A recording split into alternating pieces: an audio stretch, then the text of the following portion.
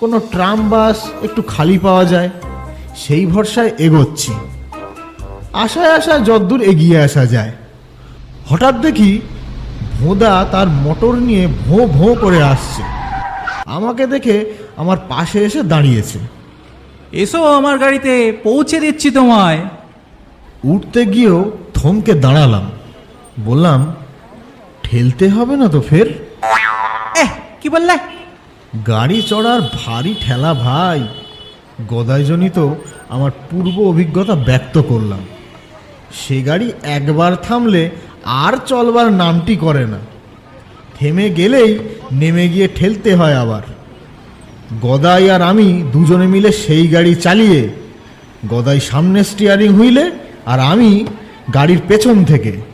7টা দিন আমায় কাত হয়ে থাকতে হয়েছিল বিছানায়। কাতর কণ্ঠে জানালাম, তোমার গাড়িও কি সেই রকম? নেমে নেমে মাঝে মাঝে ঠেলতে হবে না তো? কি যে বলো তুমি, এ কি গদায়ের লজ্জার গাড়ি পেয়েছো নাকি? আন করা নতুন মডেলের গাড়ি দেখছো না? কিন্তু গাড়ি ঠেলার চেয়েও যে ভারী ঠেলা আছে আরও, সেই অভিজ্ঞতা হলো আমার সেদিন। কেমন করে যেন আঁচ পাচ্ছিলাম সেই অবশ্যম্ভাবী অভিজ্ঞতার। আমার অবচেতন বিজ্ঞতার মধ্যেই হয়তোবা, তার আভাসেই বলতে গেলাম কিনা কে জানে। কিন্তু তার দরকার কি এমন?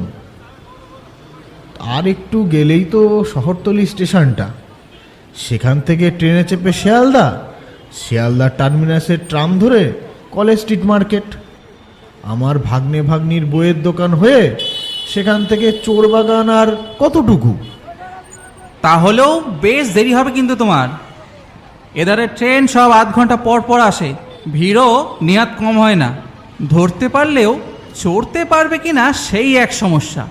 আর তা পারলেও বাড়ি পৌঁছাতে অন্তত 30 মিনিট লেট তোমার হবেই। আমি তোমাকে 3 মিনিটে পৌঁছে দিতাম। সেই 30 মিনিটের লেট বাঁচাতে 30 বছর আগেই বৈতরণীর তীরে পৌঁছচ্ছিলাম গিয়ে।